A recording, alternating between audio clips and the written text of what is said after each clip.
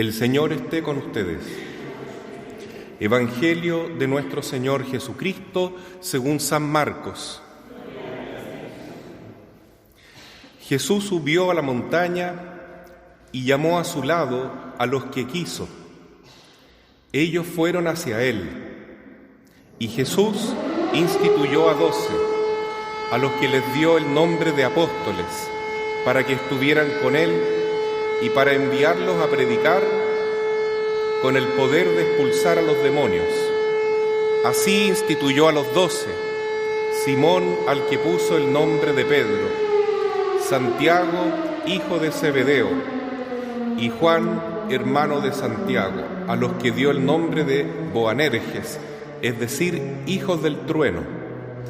Luego Andrés, Felipe, Bartolomé, Mateo, Tomás, Santiago, hijo de Alfeo, Tadeo, Simón el cananeo y Judas Iscariote, el mismo que lo entregó. Palabra del Señor. Tomen asiento.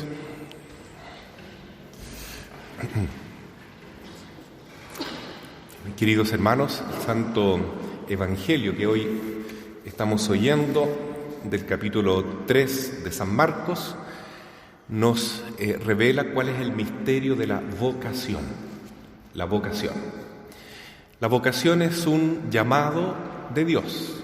Vocare, latín, significa llamar.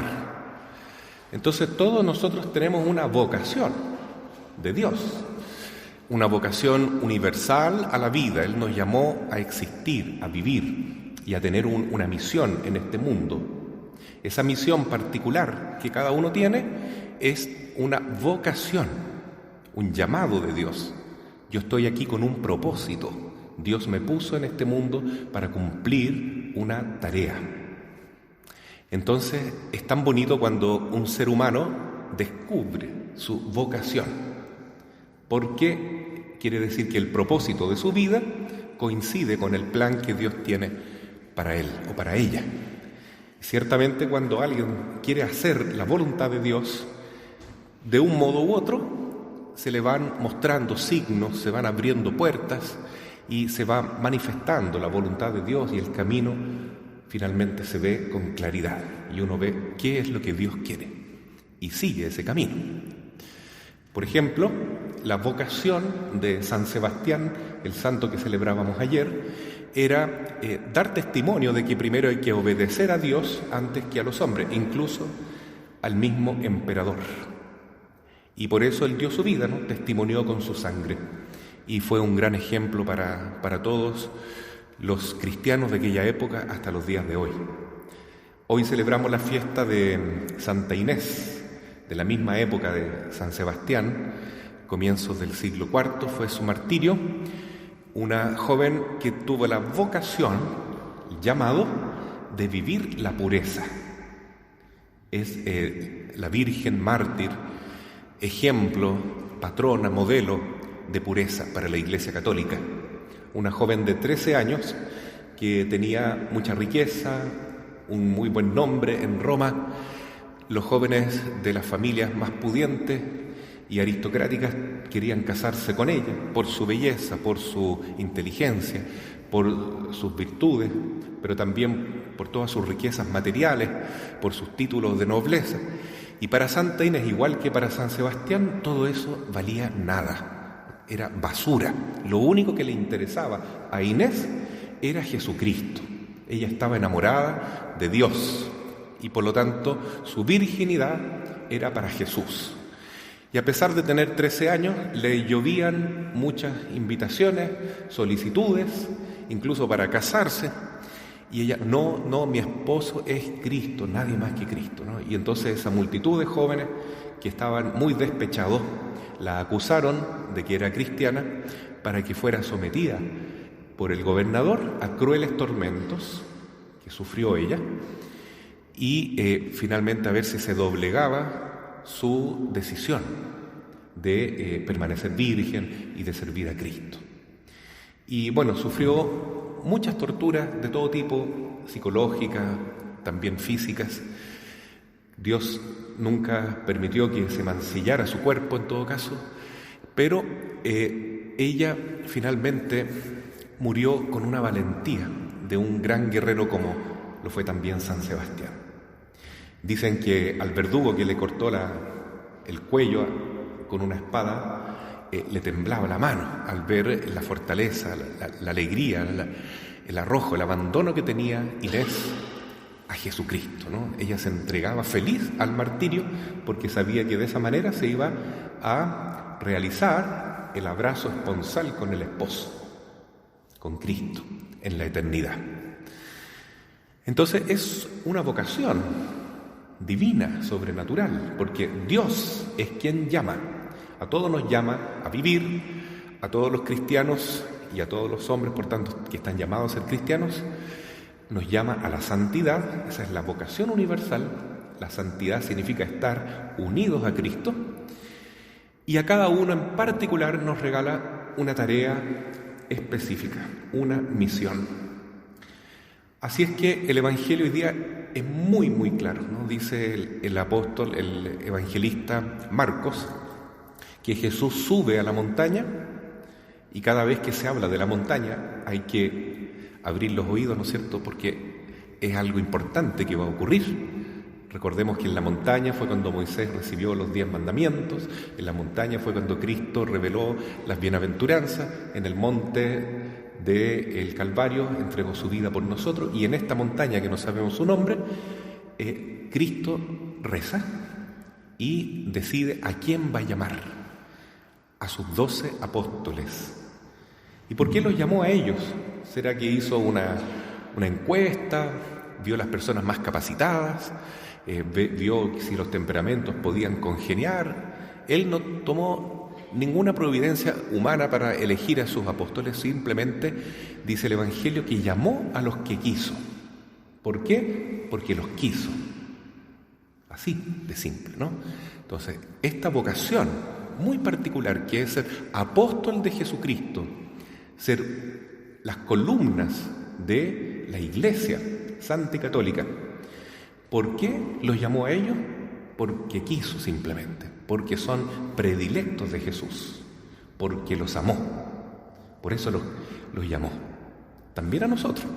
¿Por qué vivimos nosotros? Porque Dios nos quiso, nos amó. Imagínense que de millones de espermios, uno solamente llegó al óvulo de nuestra madre y se produjo la fecundación.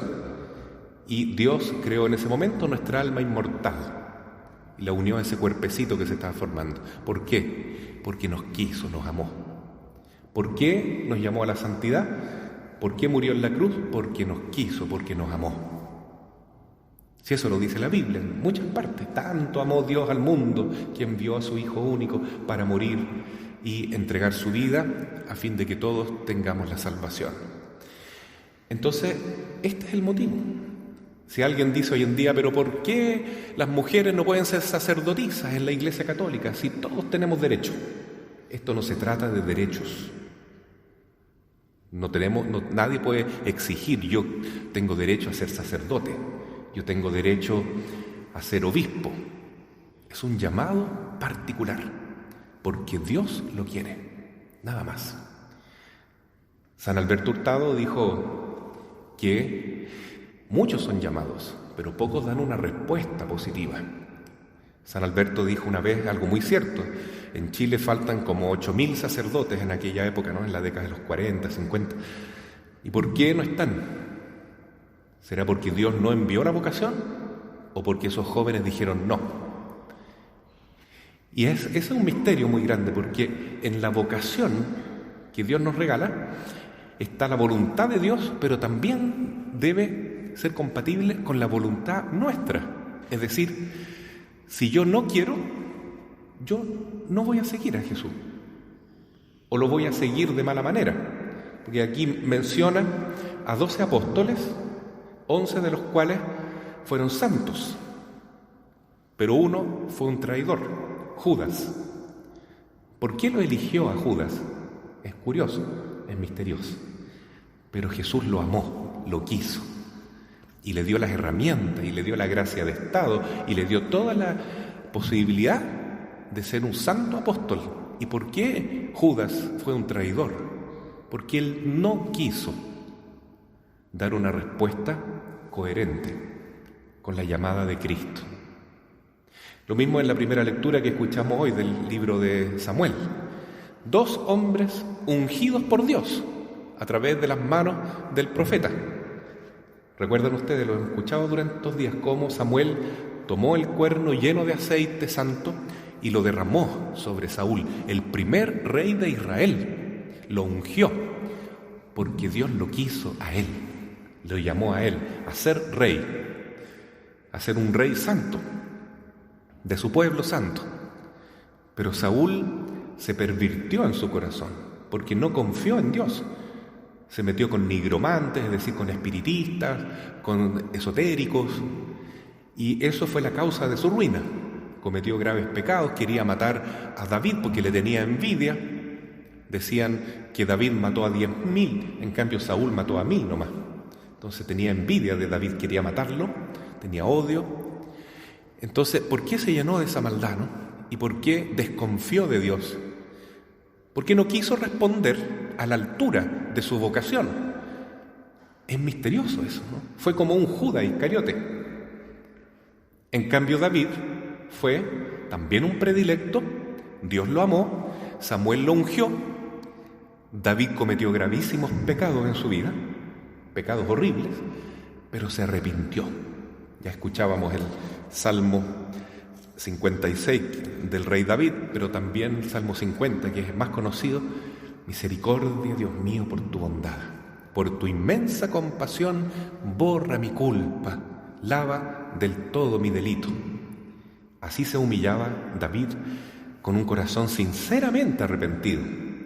Por eso Dios lo confirmó en su vocación y se transformó en un rey santo, a pesar de todos los errores, pecados gravísimos que ustedes saben que están en la Escritura. Pero se arrepintió. Los apóstoles también cometieron pecados. También unos más que otros traicionaron a Jesús en cierta manera, ¿no? Pedro lo negó 3 veces, pero Jesús lo confirmó 3 veces. Pedro, ¿me amas? Sí, Señor, tú sabes que te amo. Tú sabes que te quiero. 3 veces. ¿Por qué? Porque cuando Dios llama, hermanos, Él es fiel a su llamada, a su promesa, a la gracia que le da a su discípulo, a su discípula. Es fiel el Señor. La pregunta es, ¿nosotros seremos fieles? ¿Le daremos una respuesta a la altura a esta llamada? Primero, a vivir. Segundo, a ser santos.